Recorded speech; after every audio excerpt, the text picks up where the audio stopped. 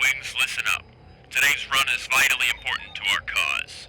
Set your frequencies to Dice Time, a Star Wars Legion podcast and part of the Legion Academy Collective. Your lead wing captain today will be Ben Jetron, and your support ship leader will be Paul Watson.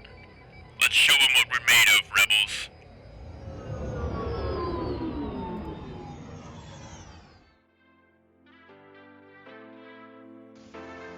Hello, everybody. Welcome to Dice Time. I'm Ben Jetron. I'm Paul Watson. And we are moving. We are moving on out of this little hideaway that we've started to take refuge in on Tatooine while we've been trapped on planet. And we've secured ourselves passage off-world. So we'll be going into the new year with new expectations, new goals, new jobs, and the same old problems. How you feeling, Paul? I'm so glad to get out of this place. There are so many infestations that I don't even want to talk about. There's so many of them that I can't even name them all. But yeah, so we're just looking through this old junk that we've got around here and deciding what should go and what should come with us. So we're kind of picking apart some of the memories and stuff that we've found, like, oh, I found my old blaster from that one job where I traded in my blaster for a fake blaster. That was fun. Got some cool stuff over here. But yeah, we're just kind of rehashing the year. Just looking at the year in review. Paul, it's been a wild ride of Legion this year. What, would you agree? Oh yeah, like starting from almost nothing and now almost back in the full swing of things. It's been a ride, that's for sure. I agree. Speaking of rides, we've got one wild ride for you today, which I almost should call that that should almost be the first segment title. But I'll break down our segments here. So we're going to be talking about Paul and I have both played in a skirmish event, like event tournament, whatever you want to call it, in the past month. Mine was literally just, 8 hours ago. Mine was 8 hours ago as the time of recording, and Paul's was a week ago. Yep. And we both played some fun lists. Mine is definitely going to be called a wild ride. So we'll talk about that. That one was today. Then we'll go back and we'll talk about Paul's tournament. And then we're going to kind of go on a little journey here, and because we don't want to introduce too much time traveling into Star Wars, because that's bad, we should, well, not all bad, but it gets messy, we'll say that. But we will go back to the start of this year and try to like rehash and look out and look to where we came from and where we're at now, and then we'll kind of go and see where we can figure out where the future is going to be. I think it seems like a good plan. I don't know what liquid I just stepped in, but that is coming from that box over there, so I think that box ought to stay here, Paul. Yeah. I don't know if that's... Okay. Anyway, while I try to clean this off.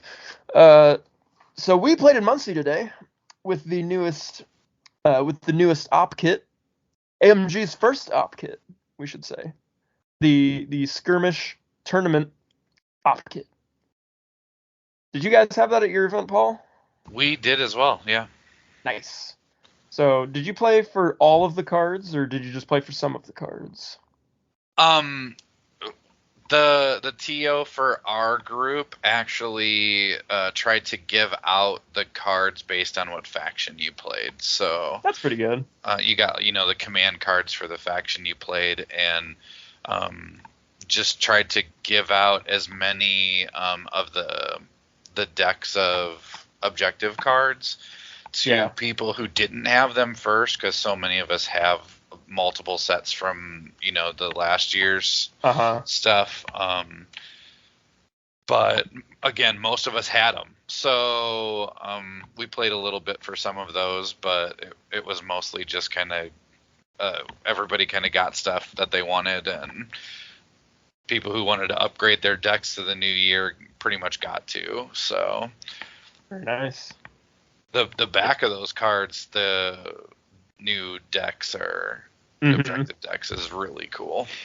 I like Yeah, that. I was actually like, whoa, I did not know that these had different backs. That's actually really cool. So Yeah, I actually don't want to cover those up compared to the last ones. right. It's like, oh, I could put these in clear card sleeves and not be mad. So we'll go ahead and briefly go through what all comes in this skirmish box, because I don't think we didn't talk about that last month, right? No, I don't think so. Well, in case we didn't, I don't feel like, yeah, I don't think we did either. But in case we missed it, yeah, I seriously don't. Anyway, so what all comes in this box? What is this box? This is the Skirmish League, the Skirmish League op kit. I don't know what you want to call it. That the first op kit, organized play kit that AMG has put out for Star Wars Legion. They've done it in, I believe it was announced and everything in November, like at the end of November, and then they started rolling it out to stores and everything. Most stores were able to get them, so you should be able to find some kind of store near you probably doing it as we speak, like sometime this month, or if they're anything like monthly, they might be stretching it out, and then I'll talk about that in a minute. So everything that comes in this box, it comes with X number of skirmish decks. I don't actually know how many decks came in it. Do you know how many, Paul? I do not. How many people were in your event? How many did we have? 10? 10 Did people, I think? was everyone able to get a deck, or was it like some of the people? So again, no, it was only some of the people, but Okay, most so people already had one. So, and honestly, I don't know if my store was open 2 kits or if we just had one open. okay. Well, either way, there's more than 4, less than 10. Between 4 and 10, as far as we know. Skirmish decks are available in this box. And then there are 2 sets of pretty much everything I'm about to say.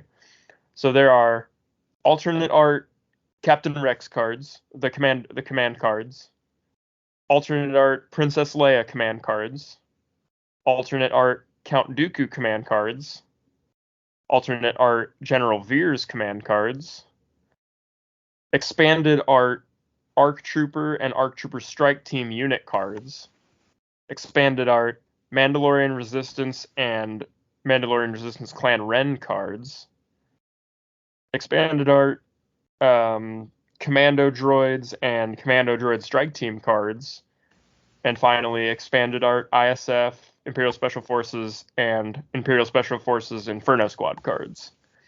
So it was quite the jam-packed box of alternate art cards, and very, very fun, very beautiful. Definitely worth playing, especially because I love Skirmish. And if you're torn on Skirmish, you can play. You can just go in and try to have fun with it. If Skirmish isn't your cup of tea, then it's not your cup of tea. Try to see if you can get the cards another way, but. I have a blast with Skirmish. I love it. It's fun. It feels casual. It's a lot more casual than 800 points, and sometimes it's just your cup of tea in the moment. You know what I mean? Yeah, I mean, it opens up different units for sure that you can play that are a bit stronger in that format. But I also feel like it just gives you an opportunity to like test a certain unit that you want to play with and be able to focus a little bit more on that unit and not have to worry about all the other things in your army at the same time. Uh-huh. And not as many things that your opponent's going to use against it, right? Like you don't have to worry about 4 things shooting at it before it gets to go again. Before it gets to do anything. Yeah. Exactly. You just want to actually test out what a unit can do. You can definitely test it out in Skirmish. I think it's a good point.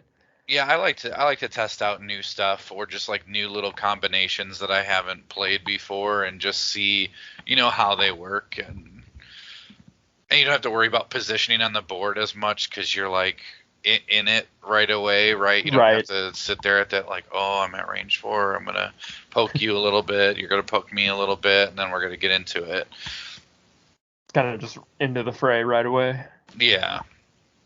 So we had a grand total of 5 people play today, including myself.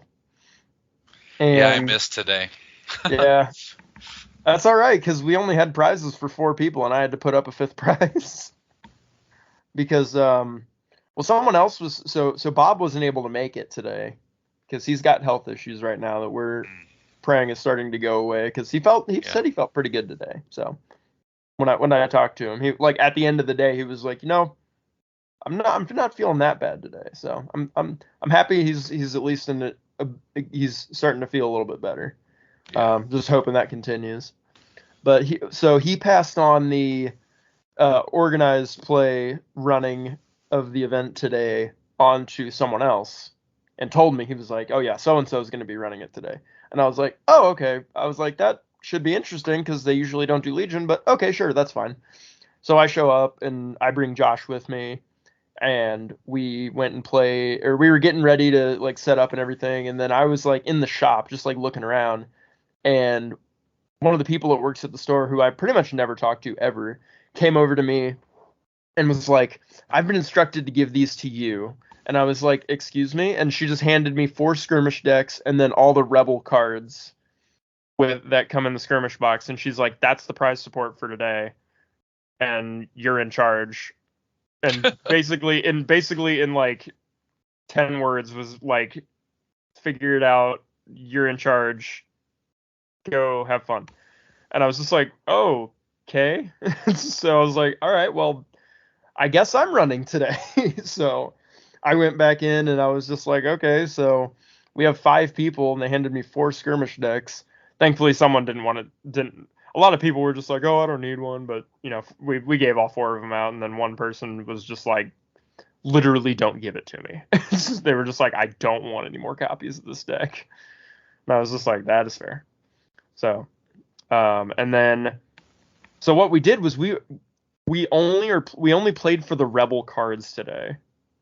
So what Bob's deciding to, I don't know if it was Bob's decision entirely, but it was somebody's decision, that they were going to stretch the op kit out for at least 4 months, because they're going to do 1 month per faction. So Okay.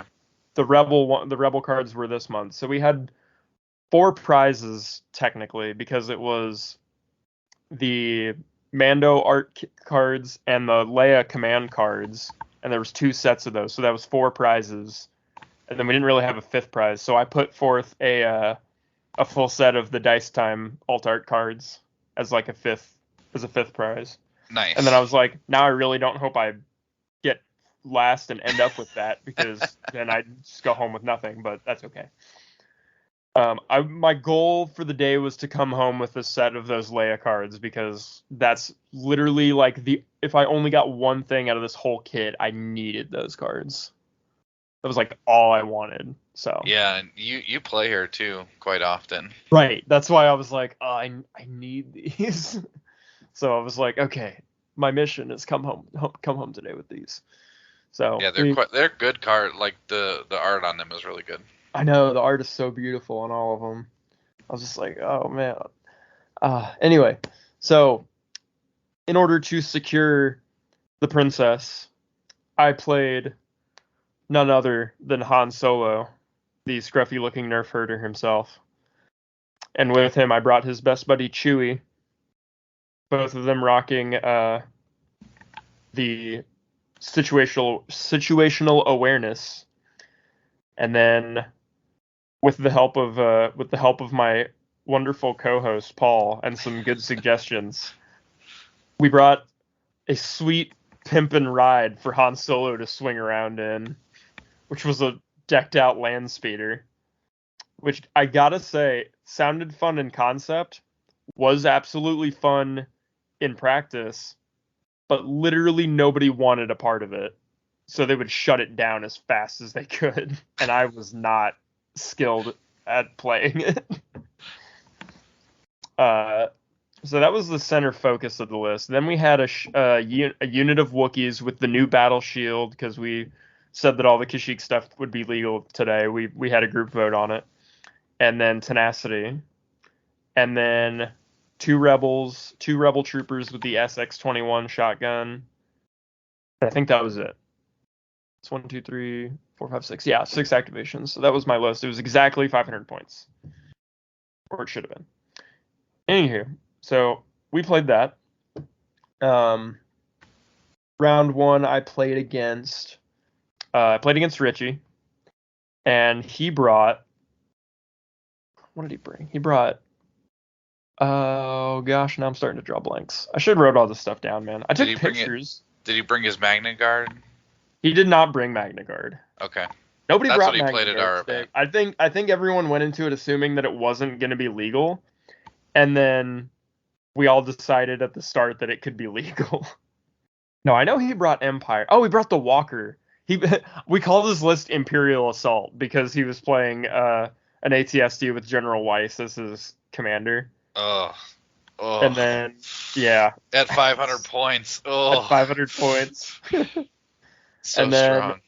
A unit of Shores with Gideon and the Astromech. There was a Mortar. There was a unit of Stormtroopers with a Specialist with, I think, the T-21.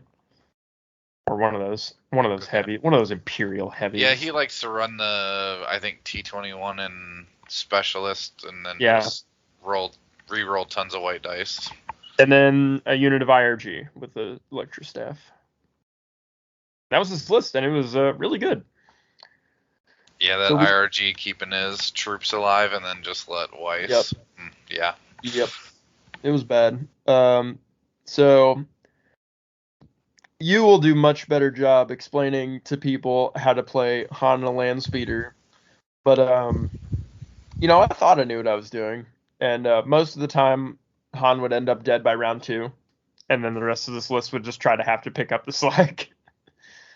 So I was kind of sad because the ATSD had Blast, so no cover for Han, and I was like, oh yeah, that'll do it.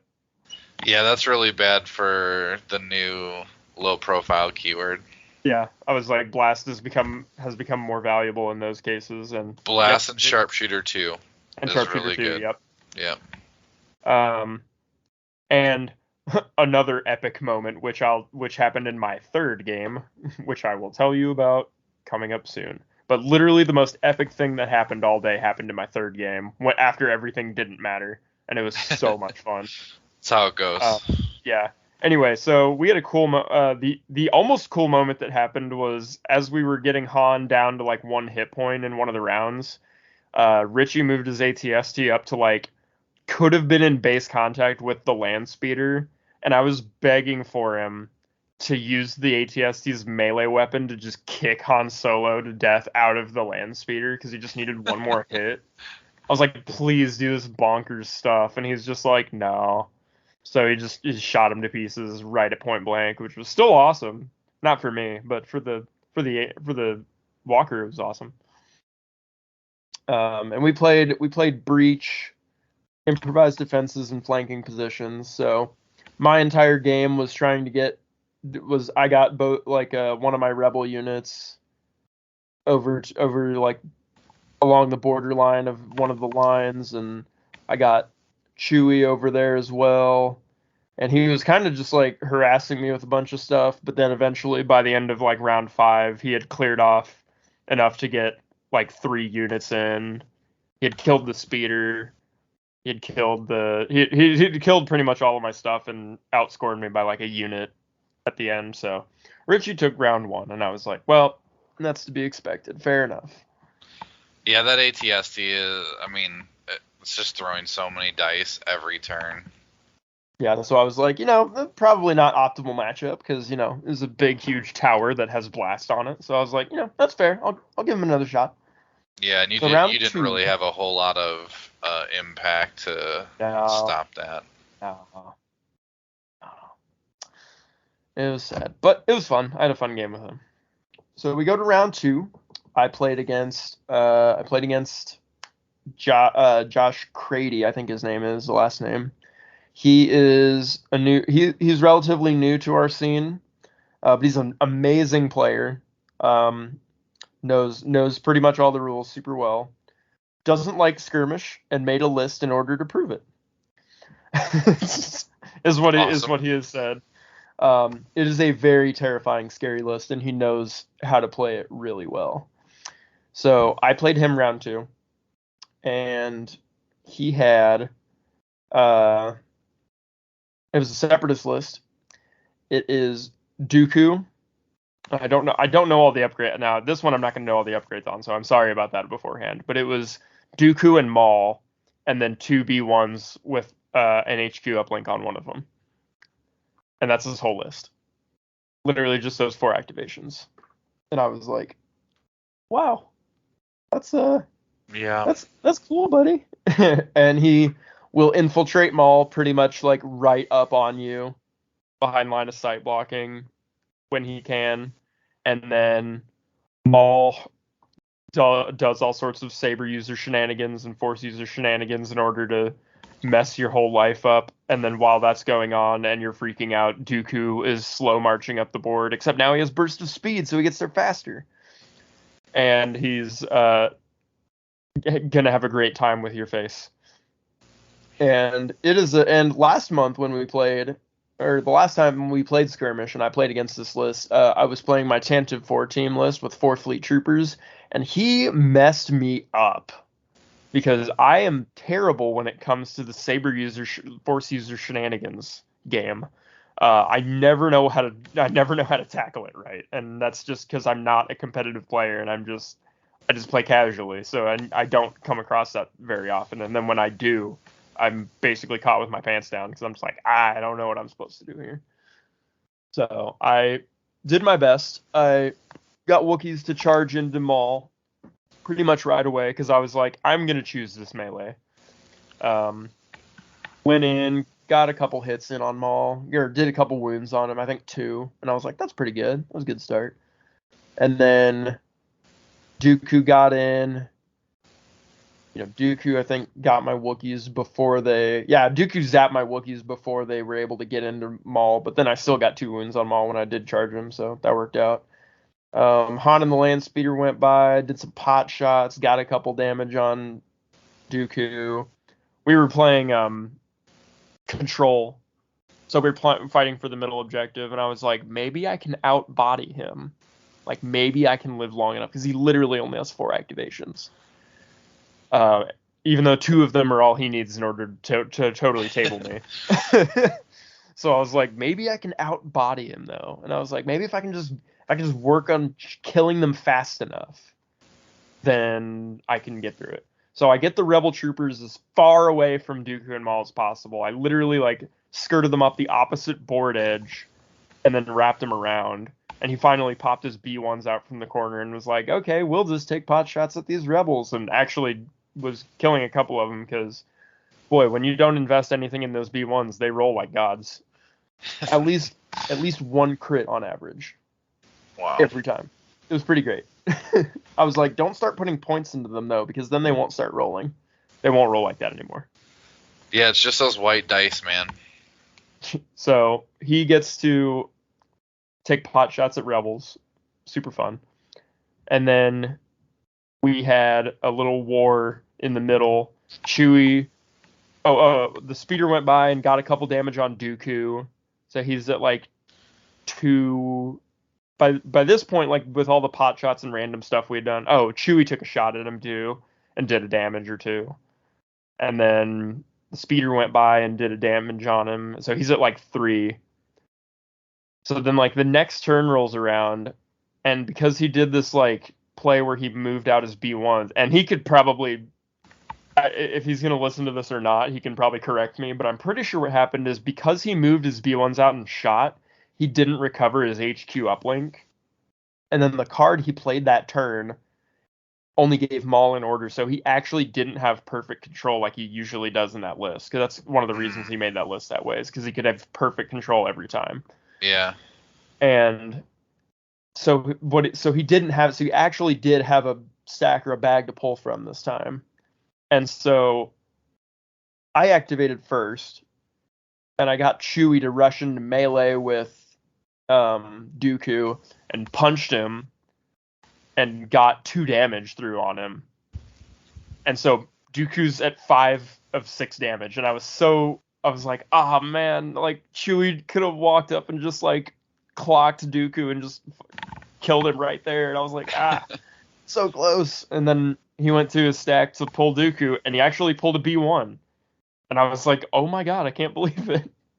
So they had to do an AI shoot, and then they recovered and got their HQ uplink back. And I was like, okay, well, I've got one more shot because I had a Wookiee that Darth Maul had pushed out of melee with him, so he could escape and start running around and do other stuff. And so I ran the lone Wookiee leader who was left into Dooku and did exactly 1 damage and killed Count Dooku right there. Nice. And that literally turned the whole game around, because if that didn't happen, like, I'm pretty sure I was gonna lose. But yeah, so Rebel troopers ended up cleaning up the B1s, and then by the time of the end of the game, Darth Maul was left on 1 wound. I had one lone rebel trooper unit leader who was gonna run up and 1 black die, no aim, punch Maul in the face and try to kill him, and he blanked out, so it didn't happen. Wow. But if that did happen and he failed to save, I would have tabled him on the One Punch Man unit leader that I had. But it was a really great game. That list is so scary, and it puts the fear of God in me every time I stand across from it. I'm just like, oh God, what am I gonna do? So he's an amazing player. He wasn't able to kill as much as I thought he was. I thought he was just gonna table me again. To be perfectly honest, Han didn't make it past round 2, and they ended up. He ended up putting. I have a photo of it. I might post it. Darth Maul jumped in front of the land speeder in order to melee Han Solo, and it looked great. Awesome. It was just a great picture. So I ended up winning round 2 because it was control, and I basically had more bodies on the middle point for the first 3 rounds, and then at the end of the game as well, because Darth Maul was the only one left. So I ended up winning like 5-0 on control, which was not at all what I expected. But it was welcomed. I'll take it. So then we played the last round, and I played Josh, not the Josh I just played, but I played the Josh that I came with. Josh Bandy, good friend of mine, is the guy that you see on the Dice Time battle reports, the ones that are up right now. If you go on the Legion Academy YouTube channel and you see those, that's the guy I played. So he had brought Empire as his tradition, his favorite faction, but he brought Darth Vader with esteemed leader. This was Commander Vader, so now he has the commander slot. So he had esteemed leader, force barrier, burst of speed, and he had something else. I just can't think of it right now. Saber throw. I was gonna say probably saber throw. Yeah, I was gonna say. Yep, definitely saber throw. And then he had some IRG, the Electro Staff. He had 2 units of Ion Snows. And then a naked shore trooper. Okay. Yeah. The X and the Snows all had an extra trooper as well. So it was pretty good, solid list. I was actually pretty terrified to go up against it. And we're playing, dude, all day. I had elimination in my first row of every battle deck. So I had to cancel. I always had to use my first thing to cancel elimination, because I was just like, that is 6 points I can just give you. Forget that. Yeah, you have 3 things that score double points, and none of them are guaranteed to survive, right? No. They're all white saves. In fact, in most of them, in most all my games, at least 2 of them died. Yeah. So we ended up playing pivotal positions. Let's see, pivotal positions. I think meeting engagement is the 2 square ones, 2 square corners, and then it wasn't the 2 square corners, it was the L-shaped ones. So the L-shaped corners and War Weary. I cut us down to War Weary to hamper Darth Vader a little bit. I'm like, I don't care about courage. I'm just gonna suck at courage no matter what. But you depend on it, so you depend on it not to panic. So I'm gonna force your hand a little bit. We were playing on the Mustafar table in Muncie, which is always a favorite of mine. It's always a lot of fun on that table. Yeah. And because all the lava looks like super cool and everything. I love like hobbied tables. I love 3D printed tables because they always look great, but I really love the character that comes in hobbied tables.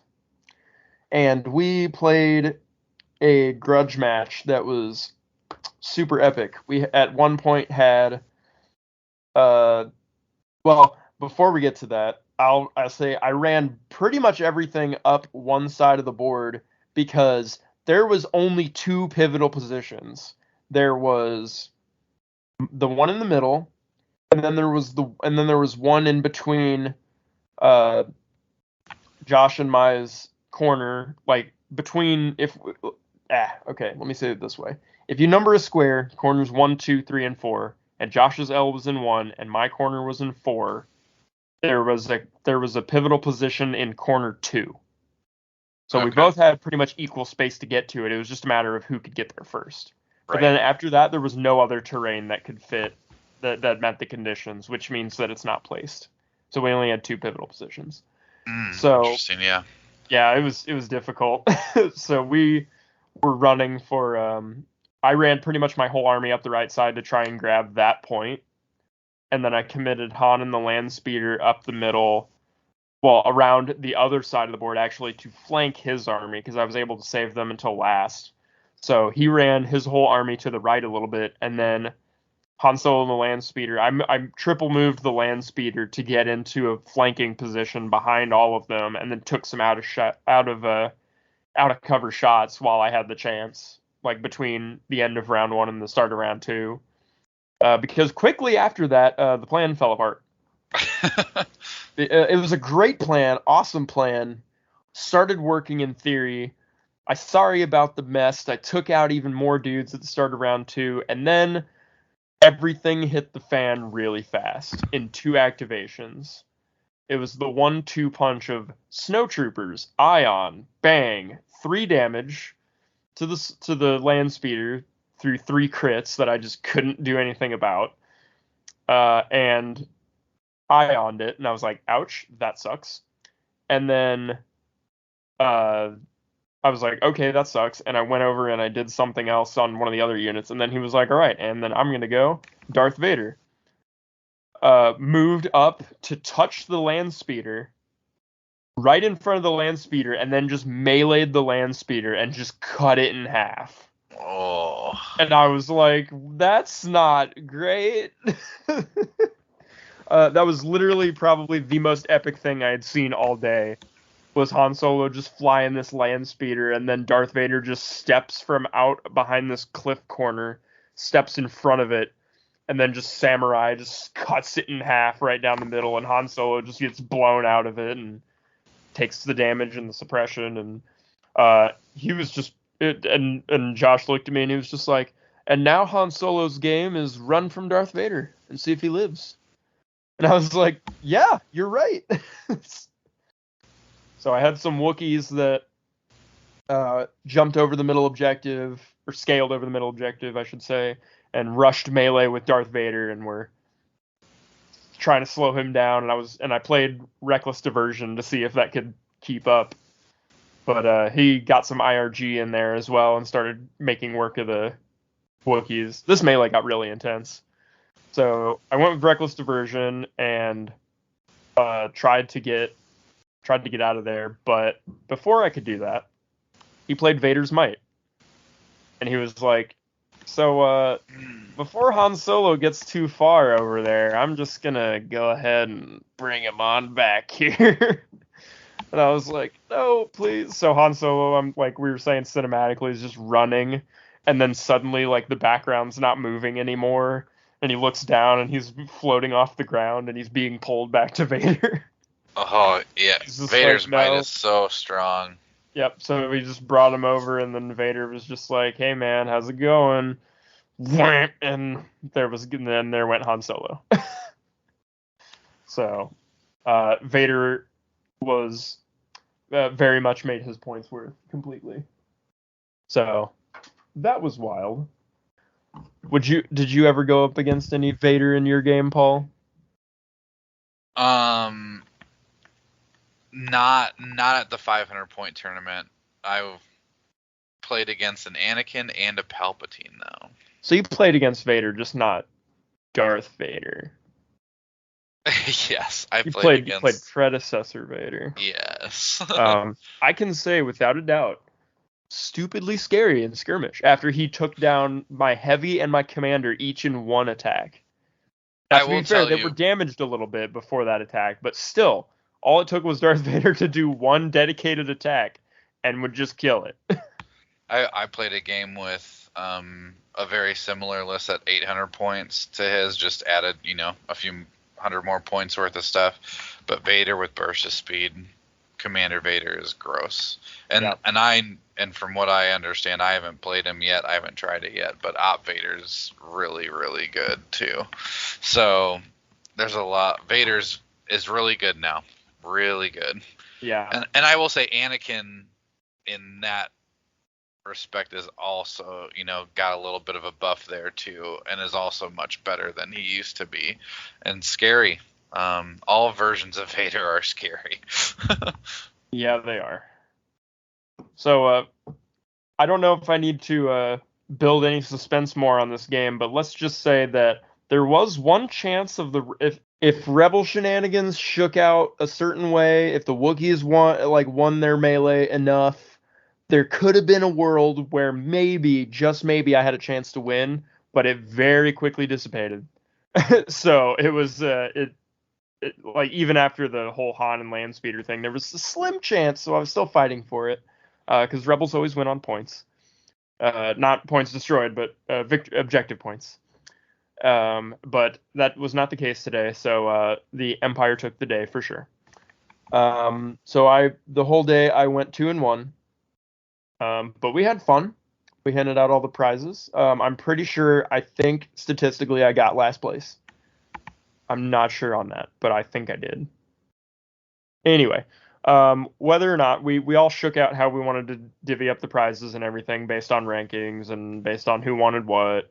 And we kind of just all, because there was only 5 of us, we kind of just chatted it out, like who really wanted what and all that. So Richie ended up taking the Leia cards and then gifting them to me, which was super nice because he was just like, he said, I'm gonna get all the skirmish cards at some point anyway. He was like, so if this is like your main chance of like getting them, he's just like, I just want you to have them then. And I was like, well, that's really cool of you, man. Thank you, because that's like literally the only thing I wanted in this whole box set.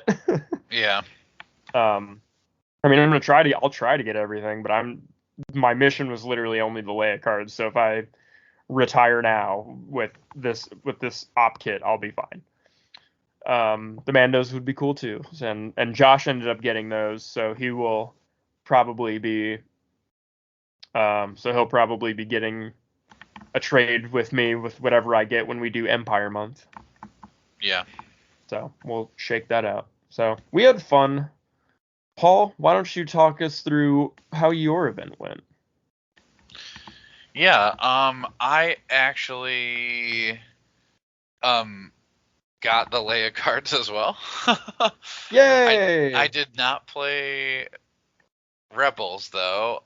We had so many clone players at our event. It was crazy. I was playing clones because I was like, you know what? I feel like not as many people are gonna bring them, and I'll bring them. And one that of the would other be my reasons, thought too, but I guess not. yeah, no, we had a ton of clone players, and so I let all the clone players take the like Rex cards and stuff, and I took the Leia ones because I play Rebels anyway a lot, so didn't bother me at all. But I played I played a list. I was gonna take a Saber tank, and then I went to my local game store like a week before the event and realized I hadn't picked up like 3 releases worth of stuff.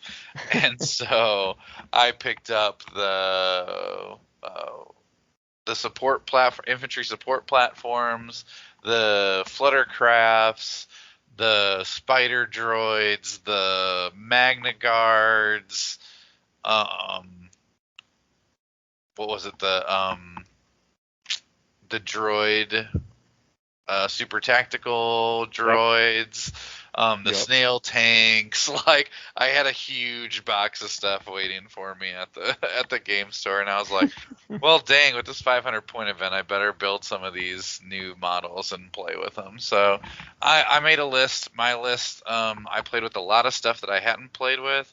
I was hoping to get 2 Fluttercrafts done and put them on the table. I was not able to get 2 of them done. Man, there's a couple parts that are just really a pain to get on there, and I didn't have as much time as I thought I was going to get them put together. So my list had to change. I had to drop a Fluttercraft for a Bark Speeder last minute because I have my Bark Speeders made. But I had a Clone Commander with Recon Intel, a Phase 1 with 5s, a Recon Intel, and then a Phase 1 with the Rocket Trooper Recon Intel, a Bark Speeder with Twin Laser, the Fluttercraft. This might be a surprise to people, but with the gunner, the bowcaster on the back, not the bombs. What? Yeah. And then I did the infantry support platform with the elite armor pilot, the twin blasters, and link targeting array. So really the whole idea of this list was, one, I wanted to play stuff that I haven't played. Believe it or not, I've never played 5s in a list. I've never played Clone Commander. And obviously I just got the Fluttercraft and the infantry support platform. So the majority of my list I hadn't played before.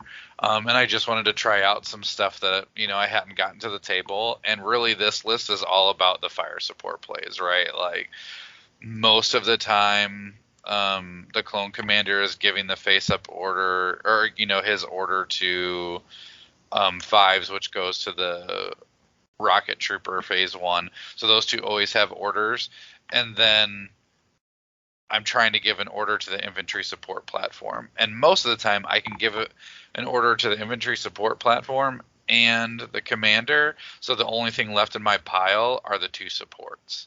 So a lot of activation control in there, and then just a lot of fire support plays, trying to throw, 12, 13, 14 dice, at a time at people and just seeing if they can survive.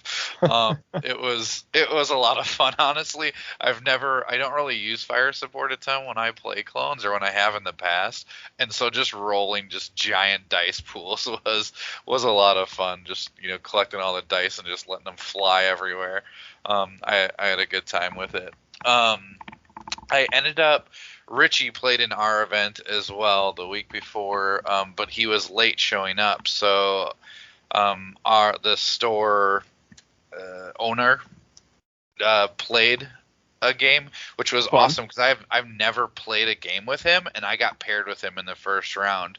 So I got to play with him, and it's the first time we'd ever played a game, and I had a good time with him just being able to play. And he played clones as well, because that's what he has. As was the theme. He had a Rex gun line with a Bark Speeder. So he had, I think, 4 activations of clones, all with heavies. One of them was a Phase 2. Actually, one of them didn't have a heavy. I think one was a specialist that was in there. But the rest of them had heavies in there. Rex, and then the Bark Speeder had the laser cannon. That was tough. He started off with Take That Clankers and wiped 5 squad down to just 5s left in it in the first shot of the game with his Phase 2s. It was gross. He rolled a ton of crits on me, and I did not block hardly any damage that came through there. I was like, well, that's a great start. So then I went with my infantry support platform and fire supported in my rocket squad into one of his Phase 1 Z6s and knocked it down to its unit leader. So we pretty much just traded clone trooper activations in the first 2 activations of the game there. And then it was just kind of like a slog. We just went back and forth. He moved his speeder in, did some damage. He actually did another damage to 5s. He kept split firing, trying to kill 5s, who was kind of out in the open after his squad died.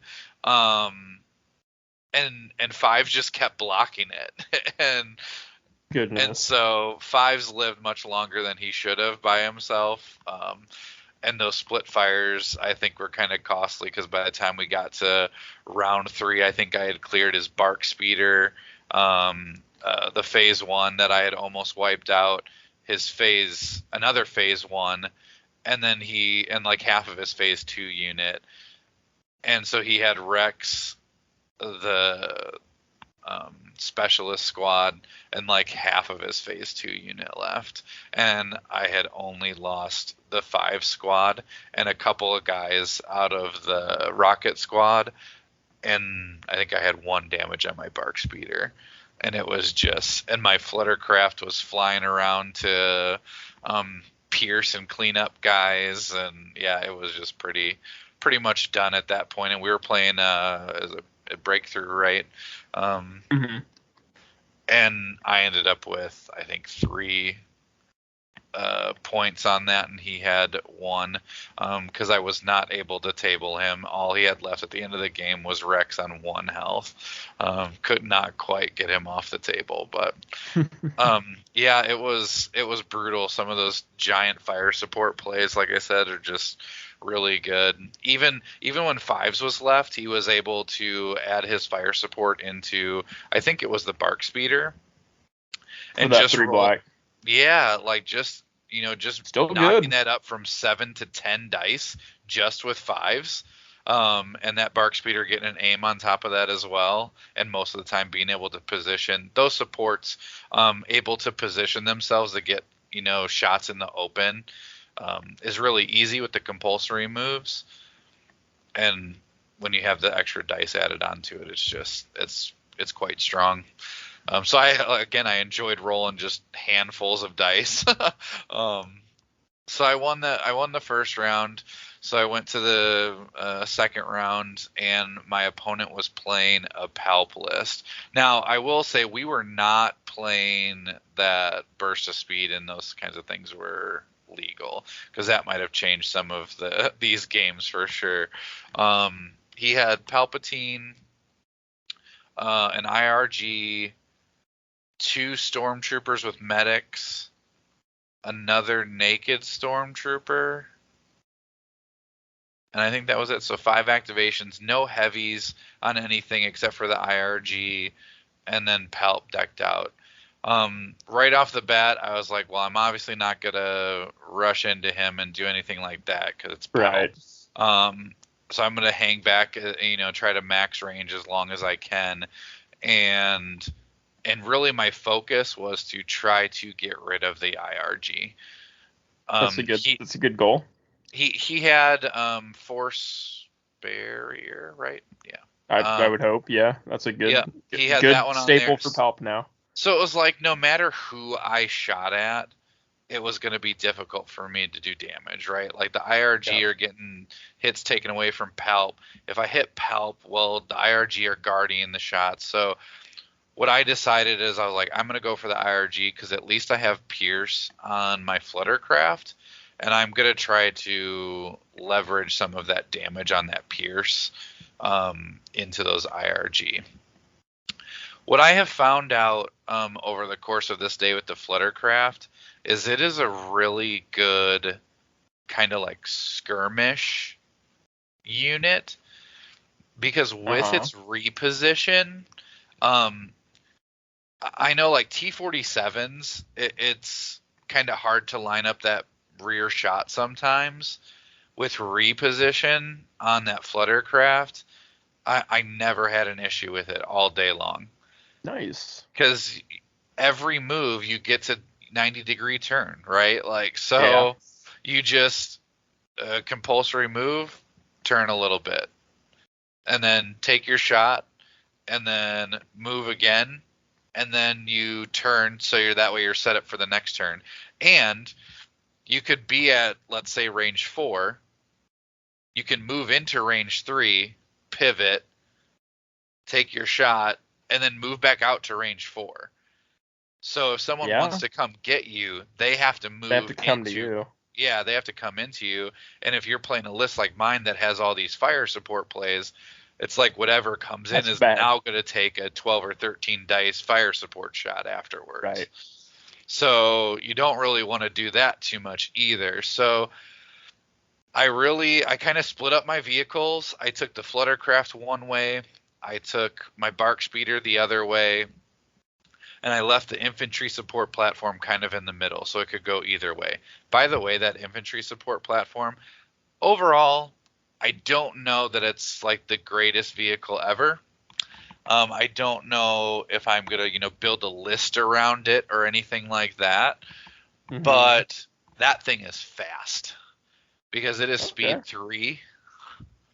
And when you can do speed 2 strafes on that big base, Yeah. you can get almost anywhere. So in this game, there's like kind of a big rocky pillar in the middle, and I just kind of put the infantry support platform right behind it, so that way I could strafe at speed 2 either way around it and have clear shots. So if we pushed Palp one way, I could easily just go the other way with it, or come into him if I wanted to. So that speed gave a lot of options in these games with that speed 3 natural move, and then the speed 2 strafes is really interesting of what you can do with that unit. So the Royal Guard lasted a little longer than I would have liked. I mean, but I used all of his medic charges on them, except for one. And I had them dead by the end of turn 2. And Palp was not in a position to do anything yet. The thing is turn 3 he was, and he did. And I had my infantry support platform and my Bark Speeder where he got into range, and he did Now You Will Die. And he ended up wiping both of them from full health off the board with Now You Will Die. The thing is Palp was down to 1 health, and I still had Commander, both full phase 1s, and my Fluttercraft, and he was down to Stormtroopers, 1 Stormtrooper unit with 1 charge left, the naked Stormtrooper, Palp on 1 health, and his other Stormtrooper with the medic that had nothing left, no charges left. So at that point, I went with my Fluttercraft, got that gun butt right up into Palp there, and just fire supported with one of the phase 1s, just to make sure, like, even though he had 1 health left, I needed to make sure Palp was going to die. And so I just unloaded into him. Palp died, and at that point he was like, yeah, that's the game. I can't do anything. He's like, I have 3 activations left, and you out activate me. Yeah. And there's no way I can contest the objectives with your speed that you have, because we were playing pivotal positions. And so being outnumbered, we still had 2 rounds left where I had, all those fire support plays that I could do between the clone commander or the Fluttercraft, and he was just like, yeah, we're not I'm not gonna be able to do anything here. So he quit on that one. And so then I went into the last round 3, against one of the guys that I end up playing all the time in events, and we've been playing each other, Levi. And man, I'm telling you that this guy plays clones all the time. He's always played them, and I will tell you, it probably just feels this way, right? But it seems like his red saves on clones are just so good. And Yeah. so it makes it that much harder. I know those people. It just makes it that much harder, right? When you're like, all right, I got 4 damage in. You're like 50-50, right? Rolls, like, I should at least kill 2 guys here. And you don't kill any, and you're just like, ugh. So he was playing Anakin, Padme, and then he had 2 phase 1s with the shotguns and specialists, and then he had a naked phase 1. I was not sure. I think we were both on the same footing. Neither one of us knew what to do with the list that was across from us. I'm like, gosh, you're going to share so many tokens. and he's like, I don't know how I'm going to kill your armor. Yeah. So it was interesting. We were playing pivotal positions again, Okay. so that we had like a little bridge thing in the middle, and then we put the other two, on objectives that we could easily get, and just went from there. So what I did in this game with him, because I had no idea where Anakin was going, is I had my phase ones a little back, a little protected, but where they could still fire support all right. And then I took the first turn, I moved a infantry support platform up just on its own, kind of out there, because it has armor and cover one. Like, it should be able to take, quite a bit if he were to even get in range. But again, he has shotguns on his phase one, so I wasn't really worried as much. So I got right at to range 3 because that thing has that crazy speed 3 move. So I got to range 3, which he was not ready for me to be at range 3, and just rolled this. I had the twin laser gun on it and just rolled the 6 black into him with an aim. And I think I rolled, I think it was maybe four hits, like I was talking about, and he just rolled all blocks. So he took no damage. I was like, oh, that was my only open shot this turn. And I was like, oh, this could be rough. So then what I did, I was worried about where Anakin was going to go, which he kind of moved up the middle a little bit, but he had protection, so I wasn't able to do anything with him. So I just spent my first turn with my bark speeder and moved it up into one corner. Most of my army was kind of in my bottom right hand corner, and so I moved the bark to the top right hand corner away from me, and then I moved my flittercraft to the bottom left hand corner. So I essentially had my main force in my corner, and then I split the two supports on opposite ends of the board, so that way I could go either way, either come back and get Anakin or run away from him if he came towards me with one of those vehicles. So what he ended up doing is he ended up just jumping in with Anakin. I think it ended up being the third turn. Like, nothing really happened the second turn. I killed a few models out of one of his phase ones.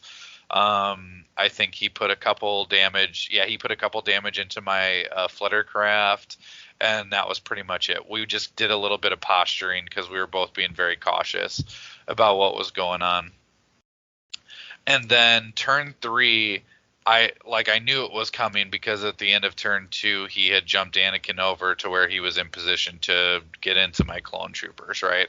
So I knew Anakin was coming in with his 1 pip, and it was going to hurt. So I ended up playing, Attack of the Clones, the 3 pip, just to give my clone surge tokens, because I knew he was coming in, and I was going to try to block as much damage as I could. And this is where I feel like the game really swung in my favor, because I was able to be sneaky with the bark the turn before and got a couple of wounds on Anakin. So he was already wounded. He jumped in on 5s, and I was like, well, 5 squad's dead. And so he no aim because he had a double move. He rolled 5 out of 6, and I rolled 3 blocks and 2 surges and spent both of those surge tokens to block all 5. So I only lost 3 guys, and 5s was left alive in the squad. And so then I had my whole turn. So I was able to then back out with 5s, just retreat out of that combat. And then I had my infantry support platform sitting right there, and I just fire supported my other phase 1 into him and murdered him. Boom. And then I was like, boom, looking for this. Yeah, when you're rolling, I had 2 aims on it because I gave it an order. Oh, no, it only had 1 aim. That was right, because I did the Attack of the Clones. So it only had 1 aim, but 1 aim with, 6 black from the craft, and then another 5 black, 1 red, 1 white from the phase 1. Nice. It's just so much. And then after that, it was just kind of cleanup. I had my bark flying around, poking at the back of his units, and then the fluttercraft was just taking the shots, to get the pierce through and slowly pick away at the troopers and stuff. And so by the end of it, I mean, I had my clone commander, fives,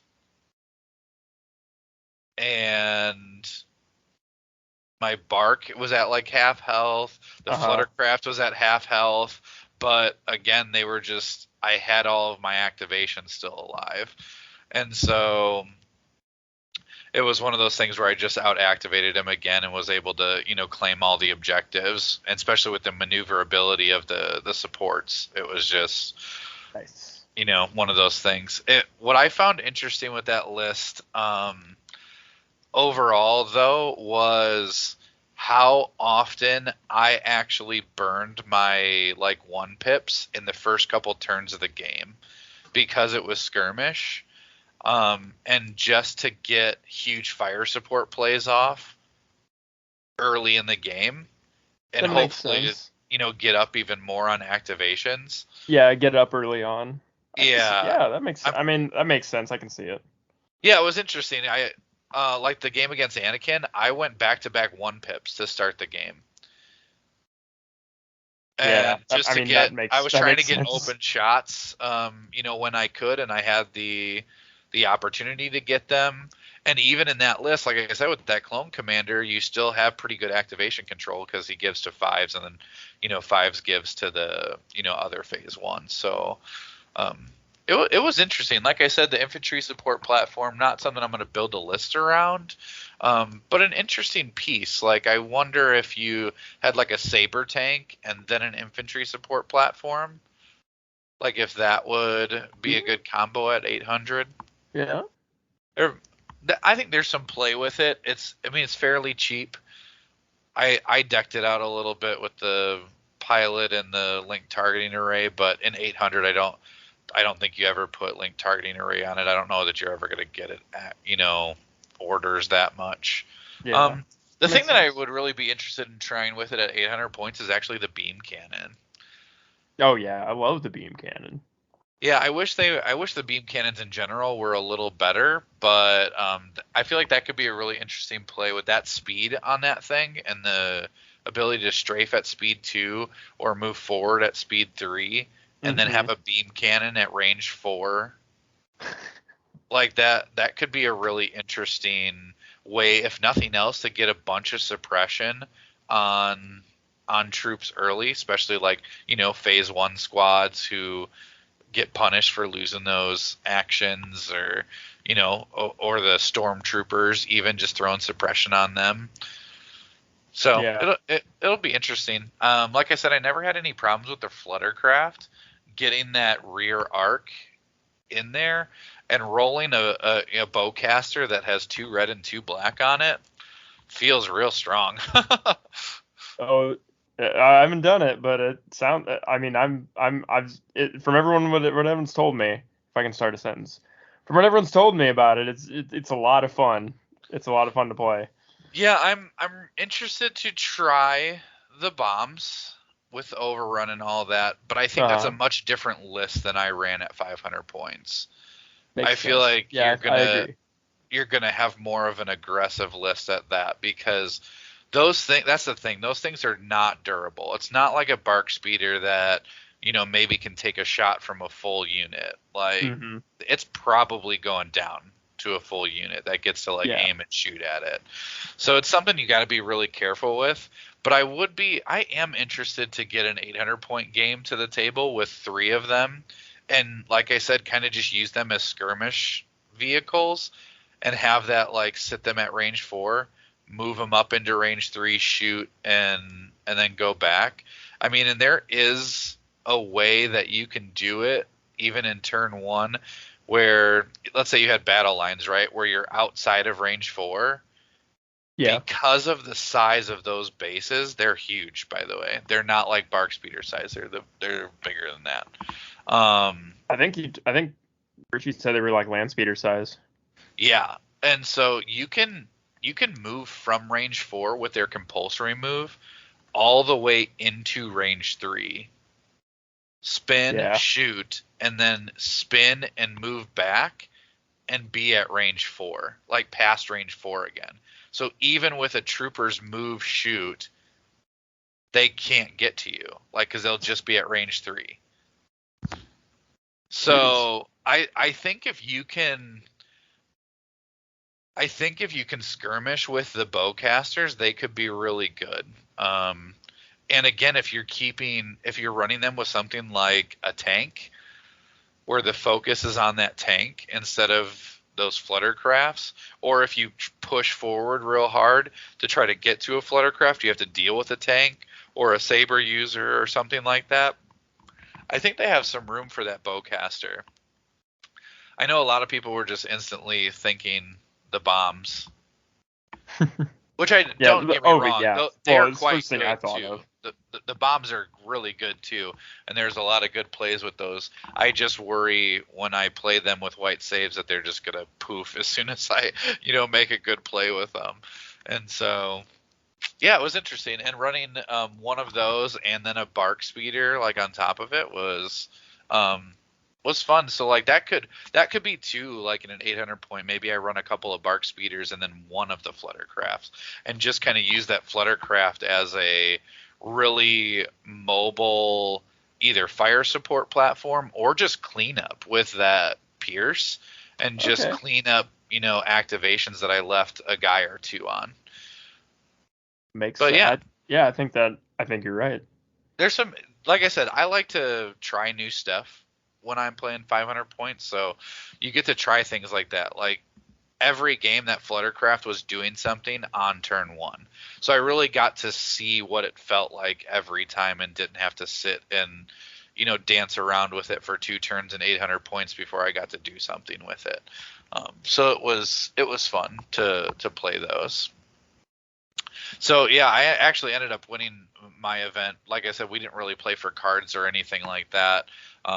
Those are just given out faction wise to the best of his ability when we had so many clone players. Yeah. But our local TO does a really good job. He prints out like wooden signs and 3D prints some stuff onto them that say stuff. Well, this time I think it's a 3D printed. I don't know. It's got some heft to it. But he printed out a little Yoda statue and painted it gold. So I have this cool little like miniature Yoda statue. Nice. So yeah, it was good fun. It was a good change because we've been doing 800 at my local store. I don't even know that we've ever played a 500 point tournament. So it was nice to just change things up a little bit. Sounds like we're going to be playing 500 at Muncie for the next few months. So yeah, you definitely want to get in on one of these. It's time to come to Muncie, people. Yeah, I love playing 500, especially when I go to Muncie, because there's a lot of different people that show up there, and I like meeting new people or playing with people that I haven't played with before. Because Richie and I are local guys, like together. We play each other at every tournament, like it's almost inevitable. Yep. And so like when I travel all the way down to Muncie with Richie and play him one of my 2 800 point games, I'm just like, like I could have done this at my house. So I like playing 500 for multiple different reasons. But like you said at the beginning, it's just a little more fun, a little more casual, not as hyper competitive as 800 can get sometimes. Yep. And if you lose a game, like it's an hour, right? Like you can usually fit 3 rounds in. Yeah. So no, it's good moving on. I was gonna say, moving on from the skirmish stuff, which I definitely recommend. Go find your local store. Go find out where they're playing. Go find out if they can get a skirmish kit, and then if not, figure out how far it is to Indiana and go play there. It's just because we got them going on in Fort Wayne and Muncie. Absolutely. So let's go ahead and I just want to do like a little quick travel through time and go through the year. So I'm trying to think of everything that got released for Legion this year. And I was thinking, and while I was thinking about it, I realized I think this is the first like full official year that AMG has had control over Legion. like that they've been in charge of Legion. Like I think has that been the full year? Because it happened the last year full where they got right, transition, right? yeah. I think it wasn't it. Yeah, last year that they took over. So yeah, this would be the full year, right? That they've been in charge. So as far as Legion goes, AMG, the first full AMG year of Star Wars Legion we saw Lando and Callus, we saw the LAAT LE and the AA5, we saw the specialists for the Clone Wars factions, we saw the Kashyyyk wave that has just hit, and then I think that's pretty much it that's come out this year, unless there's something I'm missing, but I'm pretty sure that's everything that came out like this year. And I summarized a lot of the Kashyyyk wave down, but that was still a lot of units. Oh And yeah, there was a lot of stuff. I'm still counting Yoda and everything with that as well. Yeah. So, Well, and I guess to be fair, while AMG was in charge, right? Like all of this stuff is still Fantasy Flight. this stuff is yes. They 'Cause work so far ahead that we're still seeing things that FFG made and we're working on. And honestly, we'll probably I would guess most of next year is still going to be mostly, if not all, FFG stuff. I think if Or they at got least what they everything, started. yeah, I think if they got everything on release schedule as far as they had planned originally, we would have started to see the AMG stuff like next month or the month after. Yeah, but Is what I think we were everything told got like delayed, right? yeah, at the start of this year, like in March when they had the first mini extravaganza, I think that was the plan, was they were gonna have the new AMG stuff to be like at the start of next year. That's obviously not the case, but how much of that is in your control and how much isn't. So Right. we had a lot of fun units come out this year.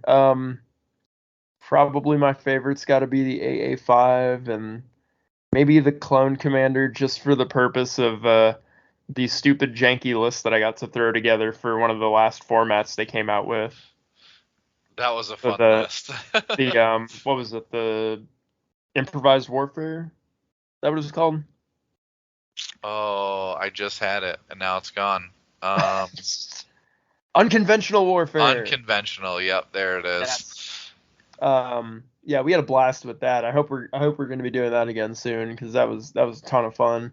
Yeah, I really like those. My list that I would have played formats. is now a lot more expensive, so I don't know if that'll still be the case of what I play. But what were you gonna say? Sorry. No, I was just saying I really like those alternate formats. It just changes stuff up, like again from that 800 point grind that is all the time. So just it's like a new set of rules and things that you can play around with, and it's just fun to play around with it. Yeah, and you don't have to, right? Like you could come and use one of those formats and play against someone who has just a normal 800 point list and someone else who has the other end of the spectrum format, right? Like it's just fun. It's fun to see what people come up with, like your list with all the clone commanders. Yeah, with literally 5 clone command. Well, no, 4 clone commanders and Rex, I think it was. Yeah, but you had awesome order control. Oh, it was great order control. It was amazing. You pretty much just had your commanders in the stack every round. Yep, it was all 4 clone commanders, 4 phase 1 clones, and then Rex.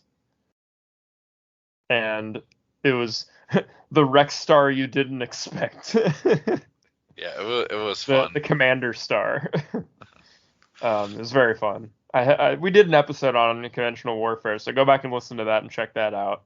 That was a ton of fun. So that happened. They did the bounty. They did the bounty stuff this year as well. The new bounty format, which I've still not played. The Hunter and the Hunted, or whatever it's called. I haven't played it yet, but I really want to try it. We didn't get to do it at Muncie yet, so I'm hoping we get to do it like maybe after the skirmish tournaments and stuff, just to get to some more fun things to play that aren't skirmish. Yeah, that would be cool. I haven't played that one yet either. And then we also got the Shadow Collective announced, which we can talk more about when we're talking about future stuff. Let's see, online stuff that happened. We had a couple seasons of Invader League. Obviously, went through. Stores are online stuff. I was gonna say stores are opening back up, and then I was like, wait, no, online stuff. We also did Team League, which Yeah, gosh, Team was League, a that ton seems of like fun. forever ago. Yeah, it kind of, yeah, it almost does, but it's gonna be feeling pretty fresh here soon because the winners, the top four from Hero League, have moved up to Champion Circle, including ourselves. So we're gonna be playing a Champion Circle next month. That ought to be fun, and And we'll see. we'll see. We'll see if it's fun. No, I was gonna say we'll see everybody back in the lower bracket tournament next Yeah, time. yeah. We'll see you all in Hero League next season, is what we're saying. Yep. We're just calling it now, and if we call it now, that's our own win.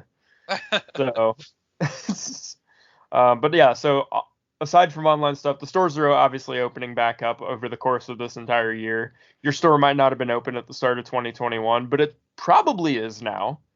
And they're probably getting back to the op kits and the fun stuff.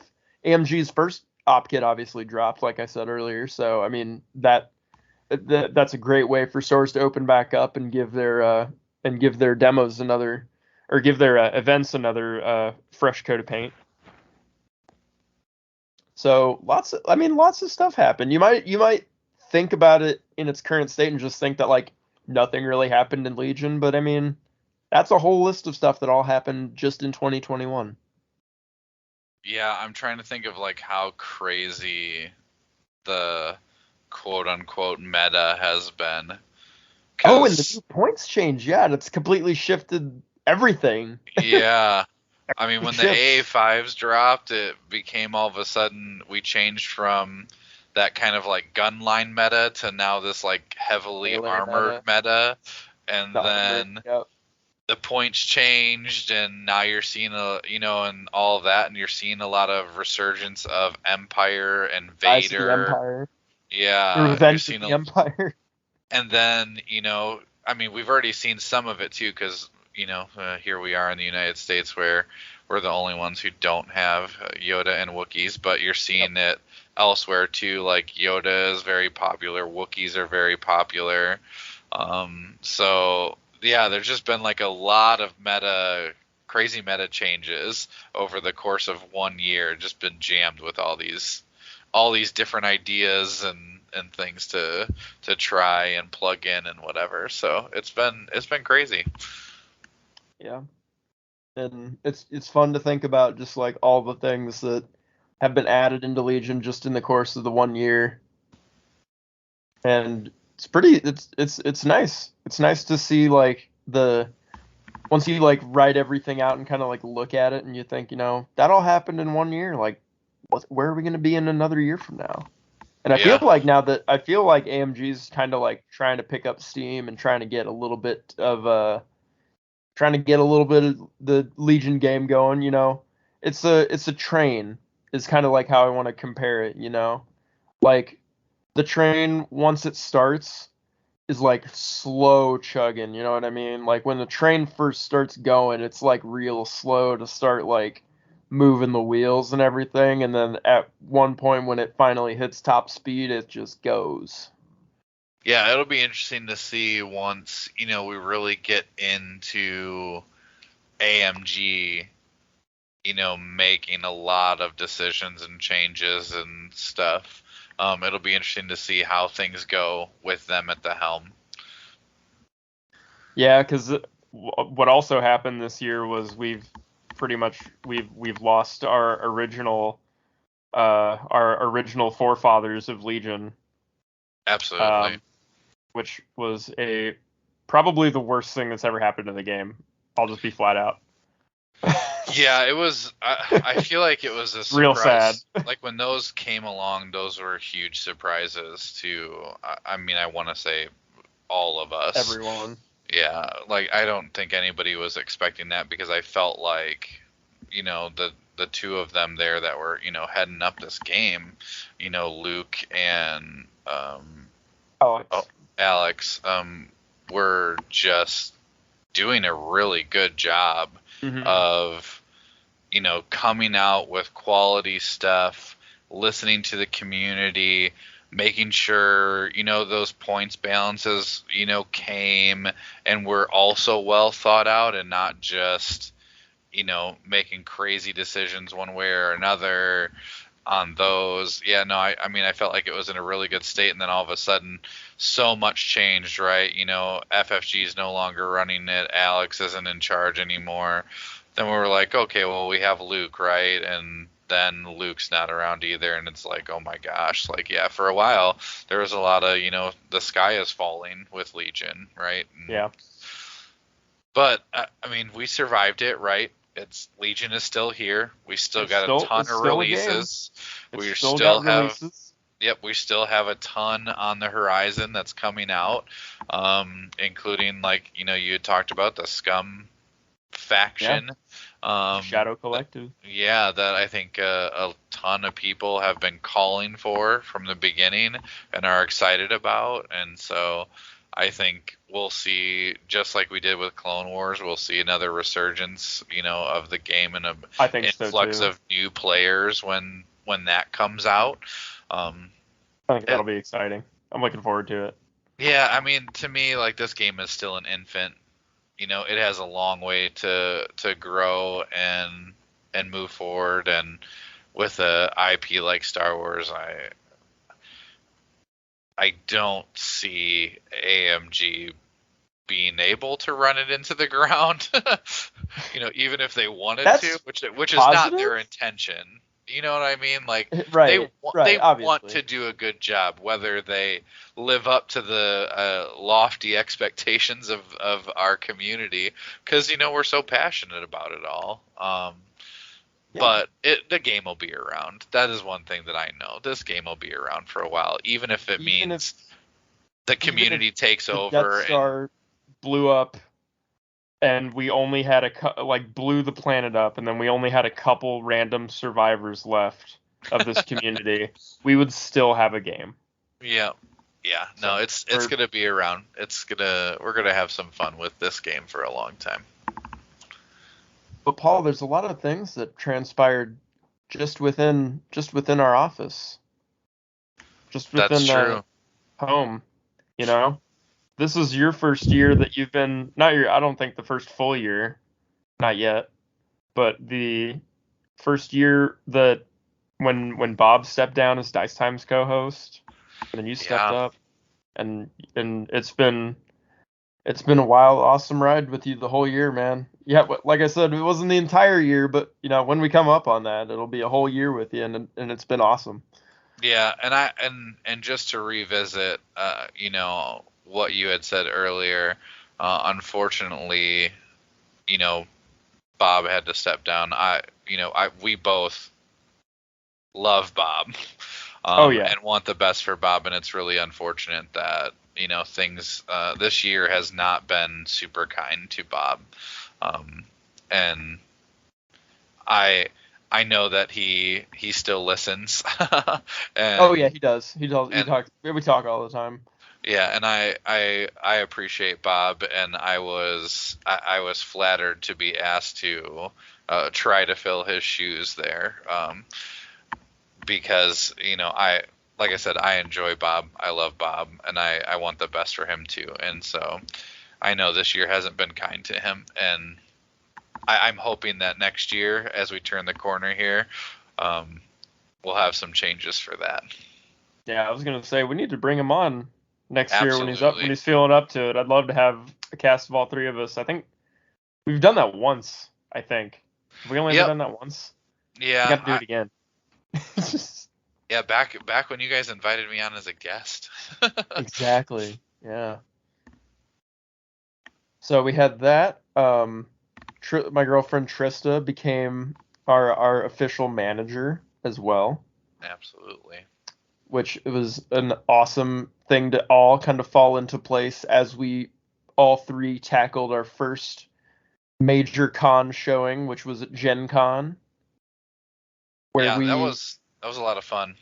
Yeah, where there were no official Legion events, unfortunately, but we did bring the spirit of Legion with us, as we had what I think were the only Legion games that I know of at Gen Con, where we demo tabled.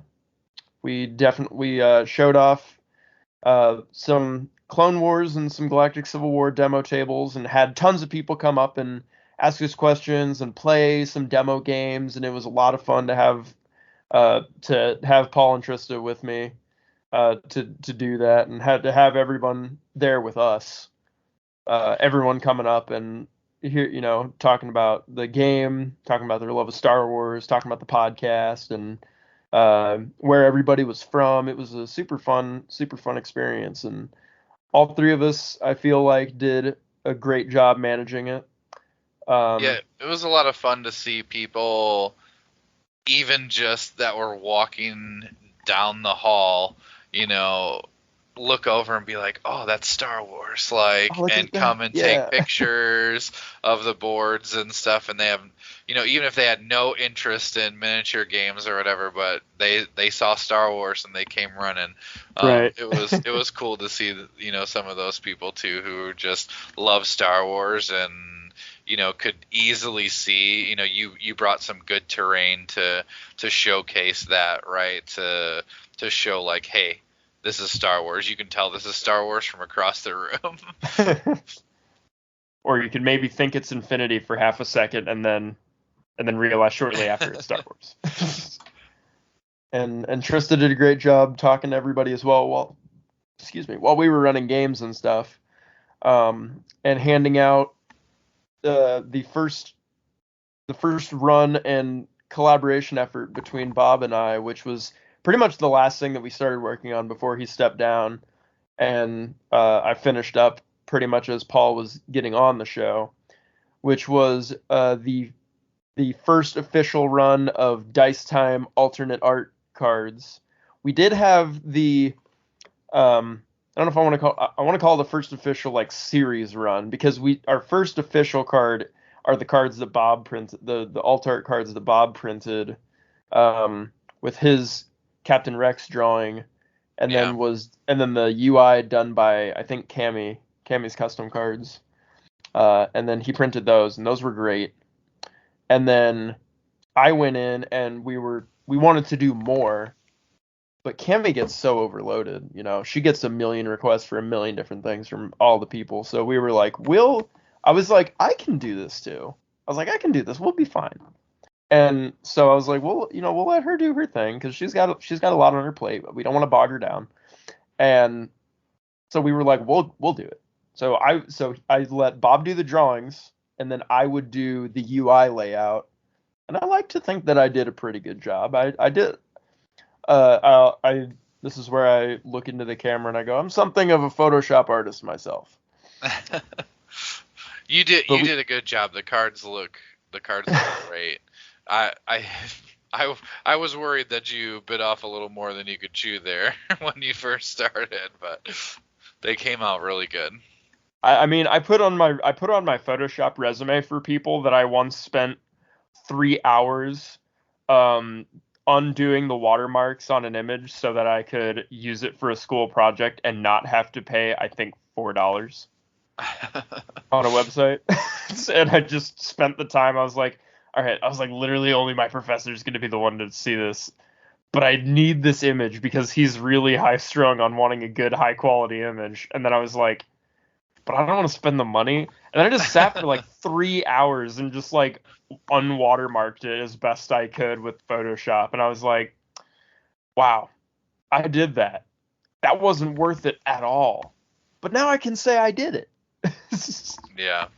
I was just kind of practicing at that point, just like using like stamp tools and stuff. But yeah, I'm a criminal. Anyway. No, yeah. I mean, aren't we all? Yeah. Aren't we all on the inside?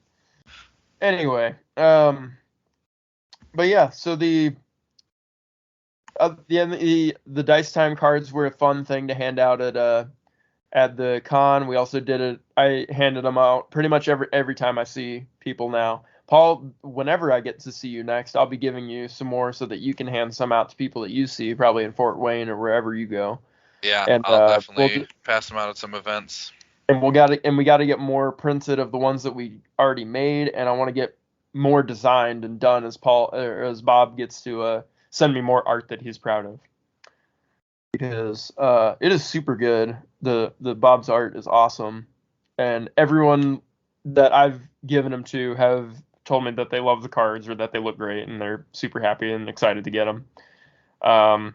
We even gave a copy to unofficial future guest Sam Witwer. And I'll give him that title and he won't even know. And so it's fine, right?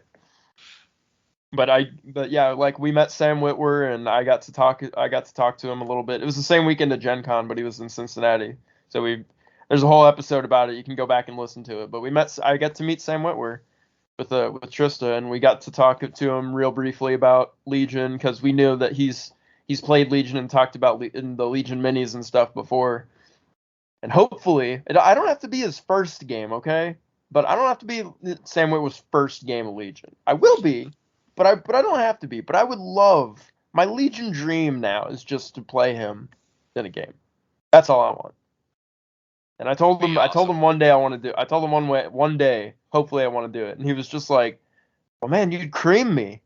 He's like you're a content creator for this game, and he's like, I've never even played it yet. And I was just like, well, and Trista was just like, no, he's a good teacher. Would be awesome. Be so cool. Yeah, one day. I'm setting that goal. New Year's resolution, except I don't know if I can get it done in the next year, but we'll just keep making it my New Year's resolution until it happens. That's how goals work, right? Yeah, I think so. You just keep wishing it until it happens, right? Right. So speaking of New Year's and future resolutions and things, Paul, we've got the Shadow Collective to look forward to. Dice Time, in case anybody's not picked up on context clues yet, Dice Time is still going to be going strong going into this new year. We do not have any plans to retire it. And if we hit tragedy and we can't do the show anymore, then we get there when we get there, but we're not planning on digging our own grave and placing ourselves inside of it. Podcasts have come and gone, but Dice Time is still going. Not on schedule, obviously, but when we can, once a month, we're still hitting that mark. Mostly. We make our own schedule. We work from home. Have you not picked up on this yet? There's supposedly going to be Worlds next year. That should be. We'll see. Don't think so, you said? We're supposed to get Yoda and Wookiees next year. Did you say you don't think we're going to get Worlds? Oh, no. I have no idea what's going to happen. Oh, I thought you said don't. I thought you said don't think so when I said we were going to get Worlds. No. Nope. No. Okay. We're just excited for Yoda and some Wookiees.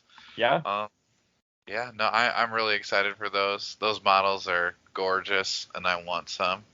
I'm pretty sure we've had 3 or 4 different entire RRGs and metas while we've been waiting for this Worlds to happen.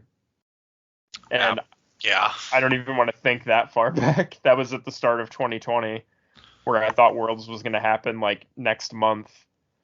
And we've gone through like 3 different iterations of the game since then, at least.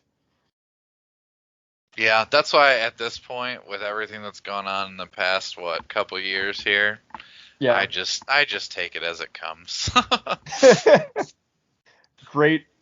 We were talking about it last night. We were talking about narcissistic optimism. Yeah. Basically setting the bar so low that when the worst outcome doesn't happen, but just barely, that it's great. Yeah. It succeeds your expectations because your expectations are so low. That's just how you get through life, man. Yeah, well, that's how I get through life. Well, right now, Legion's definitely not in that predicament. But there's been some nice big tournaments lately. A lot of positive stuff going on for sure. Yeah, and we'll get through this pandemic, whatever, or just new normal of diseases.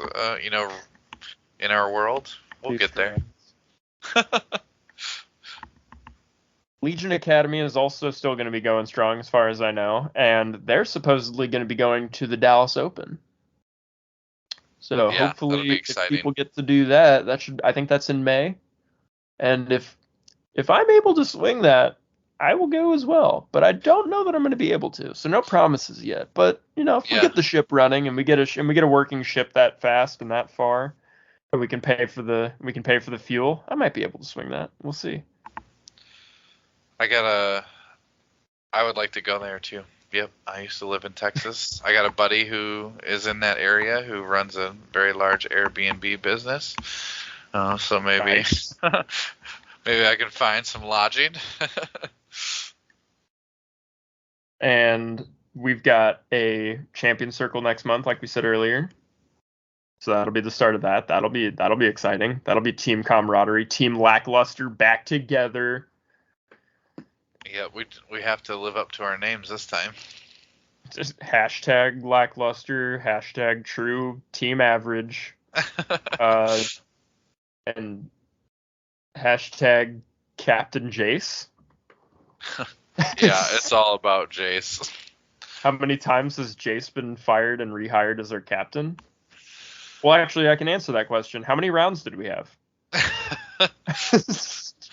About that many. About that many. And he still is the only one who knows anything about what we're doing, and the rest of us are just clueless. Are we still doing this? When is it happening? All right, so I guess with all the things we have to look forward to, the last question I have for you, Paul, is I guess I have two last questions, but one of them is, do you have any New Year's resolutions, Legion-wise or otherwise, that you'd like to share? Oh Anything my that you gosh. thought about? Well, I mean, I always have goals for Legion. As I look up and see the stack of boxes on the top of my desk that is reaching my ceiling and is running out of room. Actually, got most of mine packed.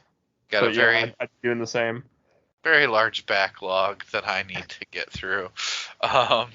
But years ago, I made it my New Year's resolution to not make any New Year's resolutions ever again, and it's still going strong. So that's a good goal, man. I'm gonna keep that one going, but I definitely, my paint queue for Legion is something that I want to continue to work on.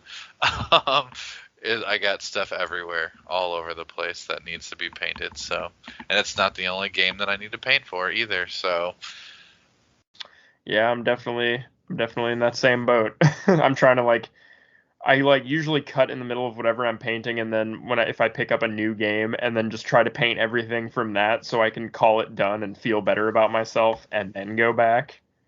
yeah. So I'm currently painting all my Zinvaded stuff that I picked up at Gen Con, and I'm almost done with it.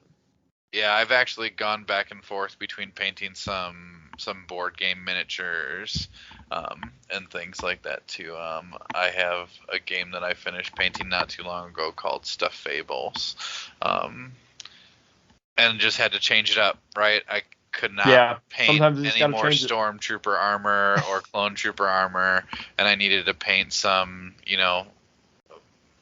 animal fur or whatever to change it up a bit and just a new color palette sometimes. I went from Star Wars to doing the Marvel Crisis Protocol stuff, and I felt totally refreshed. It was a whole new color palette and everything to work with, and it was just awesome. Absolutely. Yeah, I have a couple like that I have to switch back and forth between because it's too much.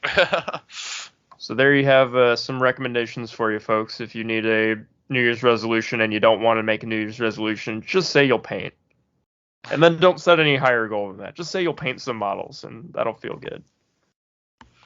I'm normally in your boat. I usually don't make any New Year's resolutions, but actually I do have one this year, and it's not Legion related, except for Play Sam Whitwer.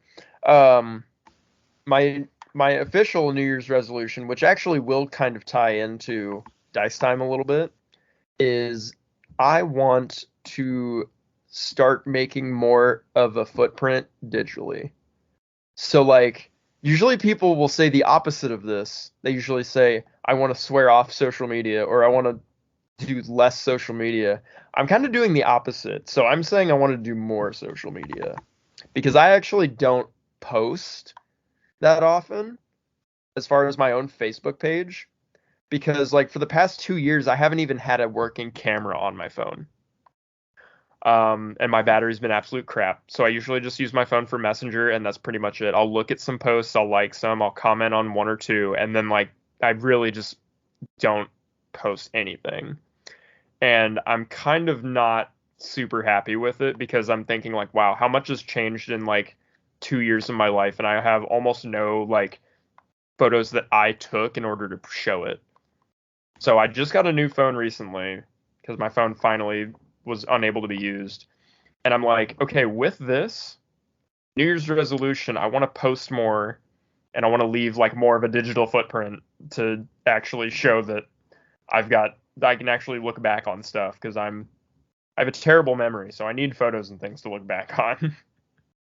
And I love looking at people's like memory posts and stuff. So, and that should tie into Dice Time too, because I want to do more posts with Dice Time and start engaging more with letting people know when we're going to be putting stuff up and when we're doing other events and stuff. So I want to do more of those posts as well. So that's how that ties into Dice Time as well. I like it. Paul, the other question that I had for you was, do you have any final words of encouragement or any final thoughts as we close out 2021? Man, 2021. It's been crazy. Mm-hmm. I don't know what next year is going to bring, but I'm ready. I'm excited I'm here for it. Yeah. I'm already planning. I went to Gen Con for the first time this year. I know it wasn't normal Gen Con, right? Pretty much. I'm excited. Adepticon is the close event for me. It's back this year. I'm excited to go. Nice. I'm excited to go to Gen Con again. I'm definitely going back. I'm excited to get back and do some of those things. There's been a lot of being stuck in the house and all of that, and I'm still got to be careful. Don't get me wrong. It's still out there. It's not. We haven't eradicated this disease yet. We haven't played enough Pandemic on it to get rid of this one. But we're getting there. We're getting there.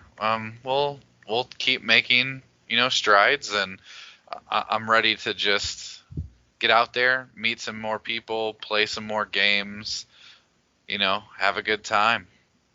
I think that was perfectly put. I don't know that I could say it that much better.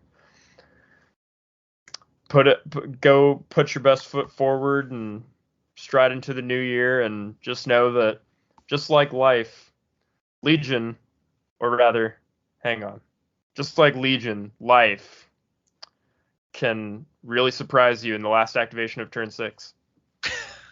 Or turn 5 if you're playing Skirmish. Or turn 5 if you're playing Skirmish, yes. I don't know how you play Skirmish life, but it works for me. It's if you just take your life in chapters, I suppose. It's like anything light, right? Just a little shorter. Life light. Just a little bit shorter. That's a little morbid. I was gonna say, it's like, do I need to pay for a better subscription to Life, or do I just get Life Light by default? Am I playing Life on the free version? It doesn't feel like the free version. I feel like I'm paying for it. Yeah, it definitely feels like I'm paying for it right now. Oh. Is Life pay to win?